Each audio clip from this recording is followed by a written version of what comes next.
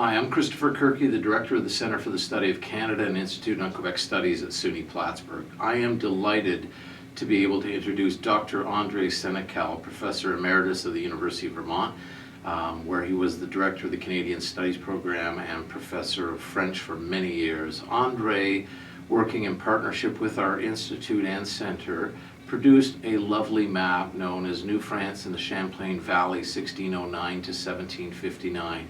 And I'm pleased now to turn it over to Andre, who will walk you through this fabulous creation. Thank you.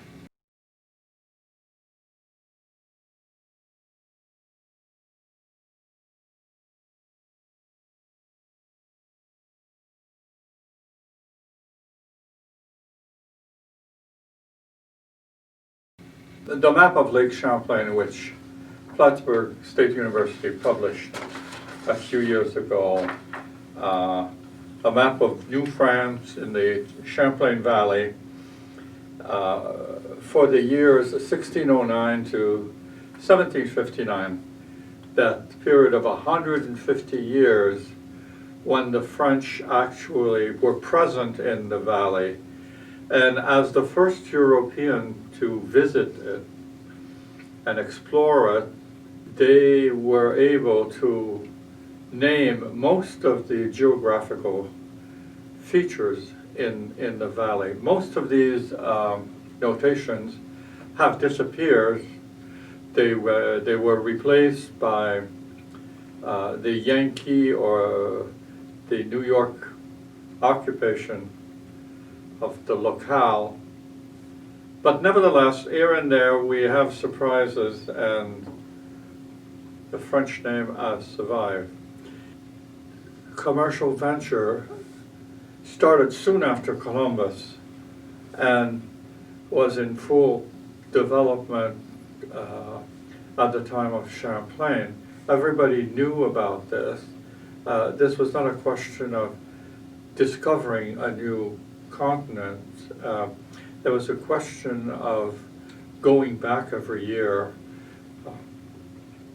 And very soon after the beginning of this trade, the Europeans set up land base along the Gulf of St. Lawrence in New England, so that by the middle of the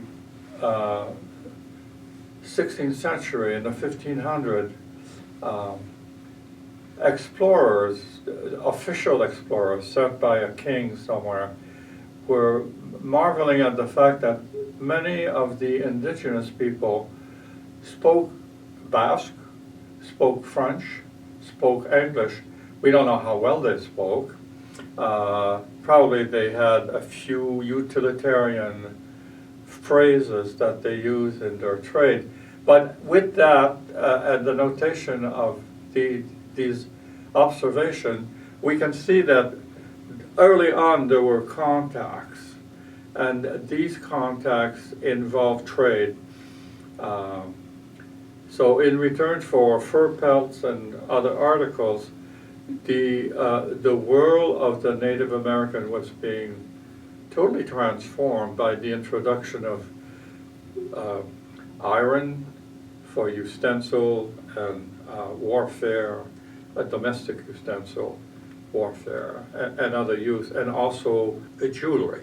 It's important to note, before anything else, that the French did not act as occupier.